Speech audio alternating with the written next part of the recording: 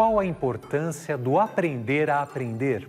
A necessidade de aprender a vida toda, de se manter atualizado, em outros tempos era válida somente em algumas profissões. Nossos avós diziam que os médicos tinham que estudar a vida inteira para se manter atualizados. Agora, assim que as informações começaram a circular mais rapidamente com a internet e as mudanças se impuseram no universo do trabalho, se multiplicaram rapidamente os cursos de atualização profissional e as chamadas universidades corporativas, para que os trabalhadores não perdessem seus empregos e as empresas mantivessem seus bons profissionais.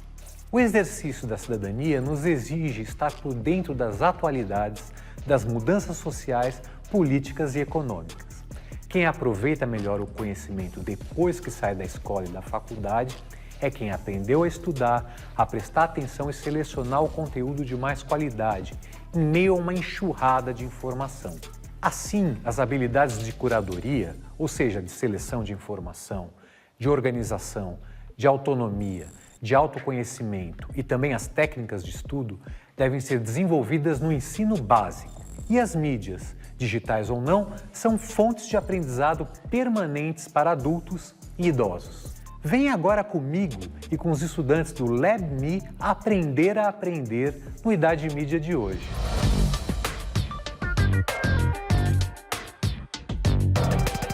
Qual o papel das mídias em educar quem está fora da escola? Eu acho que a primeira coisa quando a gente fala sobre aprender a aprender, eu acho que a escola tem que tomar um lugar também de entender que cada aluno aprende de um jeito. E eu não sei se a escola atual, como ela é montada hoje, ela dá espaço para aprendizagens diferentes. Para alunos que têm mais facilidade com textos escritos, para alunos que têm mais facilidade em memória visual, por exemplo. E aí eu fico pensando na curadoria dentro da escola que os professores fazem, ao fazer indicações de música, ao fazer indicações de livros. Então, assim, uma curadoria que eu penso muito dentro da escola foi quando eu estava ali no começo do ensino, quando os professores indicavam pra gente escutar o abecedário da Xuxa, que foi onde eu aprendi o ABC, sabe? Qual era a ligação entre a comunicação e a educação? E eu cheguei em uma frase um tempo atrás, que eu acho que muito provavelmente ela vai se modificar ao longo do tempo, que para mim a comunicação são corpos de luta em diálogo. Esses corpos de luta na escola muitas vezes são os professores e são os alunos. E quando eles dialogam, acho que a gente chega nesse aprendizado para a vida toda.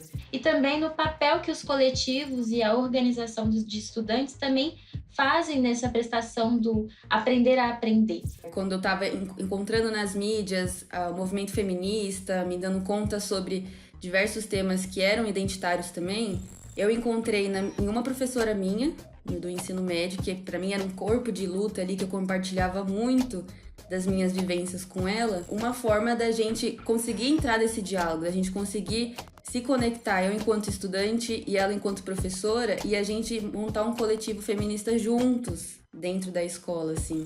Então eu trouxe essa minha aprendizagem que veio através das mídias com uma força muito grande e eu fui direcionado. Eu tive escuta, eu tive a fala e eu tive a prática. Eu acho muito bacana quando as escolas incentivam essa união dos estudantes em coletivos, em organizações. Então, o aprender a aprender, sob o ponto de vista, vamos dizer, da filosofia da educação, é um pouco recolocar a escola numa sociedade de aprendizagem. Não como fornecedora de conteúdo, tão somente, mas como desenvolvedora de habilidades para que você encontre conteúdo, inclusive para fora dela. Eu pego das minhas relações e as ações do meu cotidiano muito para ver o que eu posso utilizar disso como dispositivo pedagógico. E aí eu fico pensando nesses processos de curadoria que existem fora da escola e também dentro da escola. E um processo que me vem assim muito na cabeça quando eu penso fora da escola são processos em que a curadoria dos outros vai me ensinando a fazer uma curadoria própria, sabe? Vai me dando essa autonomia. Então, por exemplo, no processo que eu estava vivenciando de transição do meu cabelo do liso para o natural, eu lembro que eu começava a seguir muitas pessoas em redes sociais que tinham cabelo natural. E essas pessoas faziam uma curadoria ali sobre o assunto que me ajuda hoje a fazer esse tipo de curadoria para mim mesma, né?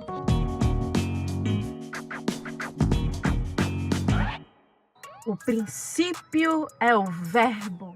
Essa é a primeira vez que foco no processo de aprendizagem e não na explicação do resultado. Muito doido, porque a gente aprende a falar, a gente aprende a andar. Mas por que na escola as coisas só atravessam a gente? Porque quando a gente senta numa sala de aula, a gente só tem que sentar e decorar.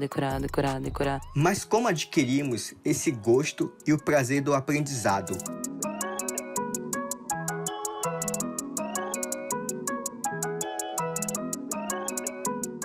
Acredito que isso vem desde que nascemos, desde nossos primeiros meses, dos primeiros anos de vida. Temos aquela curiosidade de explorar o mundo ao nosso redor, com nossos primeiros passos, com nossas primeiras palavras, com nossas perguntas, com nosso início na escola. O processo de aprendizagem começa antes da disciplina ou da matéria cair no nosso colo. Ele começa com a gente entendendo como cada um de nós aprende. Estamos todos os dias aprendendo algo novo. E dentro da minha cultura, a cultura indígena, também desde criança, temos o gosto e o prazer de aprender a cultura de nossos povos, através dos nossos pais, mas principalmente dos nossos anciões, dos mais velhos de nossas comunidades. Aprender a aprender é um processo. E a gente com certeza não aprendeu a aprender amanhã e nem ontem. Faz anos que a gente aprende a aprender. E nessa área da informação, da hipercultura, o melhor caminho a se traçar é saber que dentro do digital não terá tudo, não será apenas o único caminho de aprender, mas sim compartilhar os conhecimentos adquiridos com outras pessoas e entender que o aprender você pode adquirir em suas casas, com seus familiares, com livros, músicas e no seu dia a dia. A sabedoria está em qualquer ambiente que frequentamos ou acessamos. Basta saber usar de maneira certa e correta.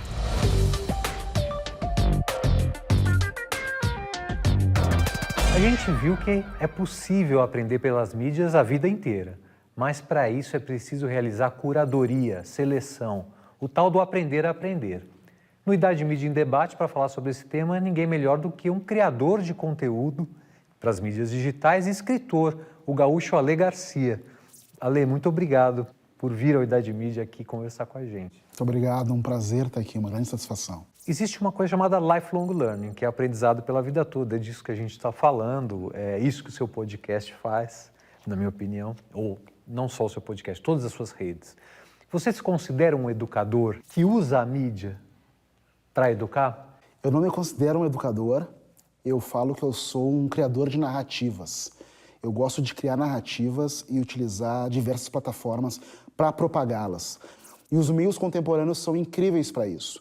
É claro que o resultado disso acaba sendo uma educação, porque é educativo eu conhecer a trajetória de alguém que militou, por exemplo, pela causa negra nos Estados Unidos, ou mesmo no Brasil. Então, por consequência, eu acabo educando, mas educando a partir de narrativas de pessoas cujas histórias eu conto. Afinal, o que é aprender e educar? Porque há pessoas que aprendem sobre vidas, sobre histórias, sobre processos históricos, e isso é demais, sempre trazer conhecimento para a vida das pessoas. Vamos agora para o Rio Grande do Sul, para sua terra natal, com o professor Fábio Cantergiani, que vai mostrar na prática o projeto que ele desenvolveu de estudo autônomo, que ele dissemina pelas escolas estaduais do Rio Grande do Sul. Na prática.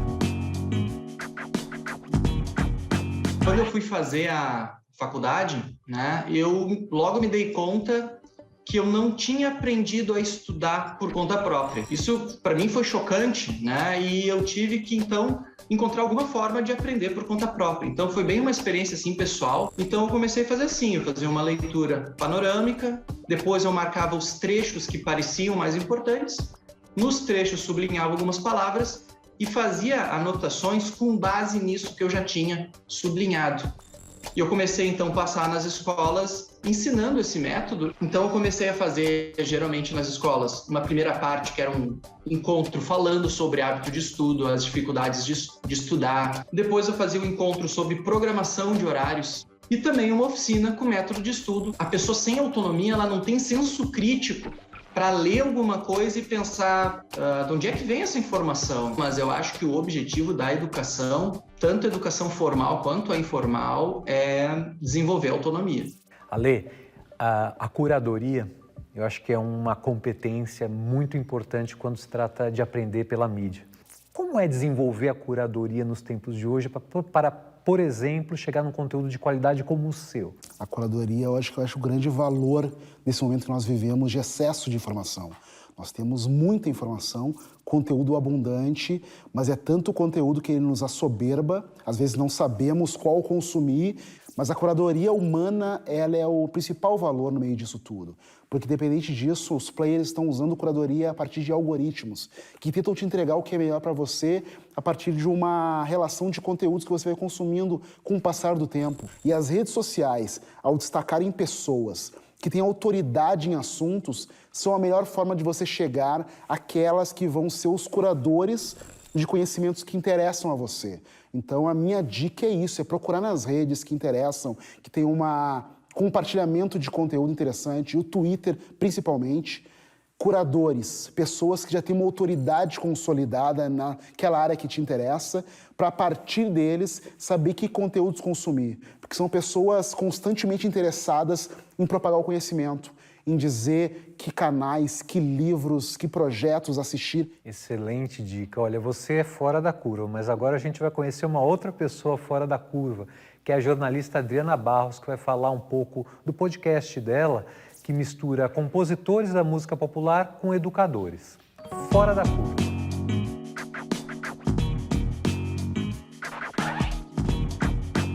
Como é que a música pode educar as pessoas no cotidiano? Bom, eu sou suspeita para dizer, porque além de ser colunista, eu também tenho um podcast que se chama Educa Podcast, que une educação e música. Então a gente vê várias semelhanças entre o educador e o artista, o cantor. E quem não se lembra daquela musiquinha que eu ouvia lá na escola? Quem não se lembra de ter aprendido algumas palavras em inglês daquela música que eu ouvia e depois vai trazendo isso para a vida? Eu acho que a música, além de entreter, socializar, ela até cura, né? Então, basta a gente estar com os ouvidos atentos, absorver e jamais esquecer que música é música. Ale, a gente vive uma educação majoritariamente eurocentrada. Como é essa entrada das mídias na cultura negra? Como isso pode complementar a educação das crianças e dos jovens, por exemplo, abrir horizontes para a compreensão da história mesmo? Sem dúvida, acho que antes até da expansão e crescimento dos criadores de conteúdo nas redes sociais, já se viu que o meio digital seria meios maravilhosos para poder complementar a educação das pessoas, né? É uma forma mais acessível, uma forma que chega a vários lugares e que tem formatos e ferramentas muito atrativas. E eu venho como criador de conteúdo fazendo isso, mas a partir de um propósito, né? Eu não sou um educador, mas eu sou um cara apaixonado por cultura negra.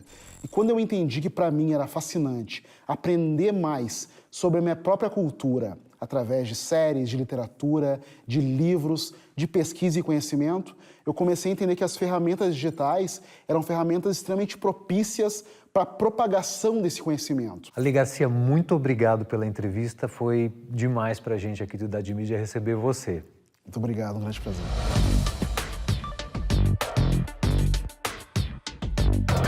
Olha, sem dúvidas, a escola é muito importante para a gente descobrir como a gente aprende melhor. Agora, depois da escola, as mídias têm um papel cada vez maior em nos manter atualizados.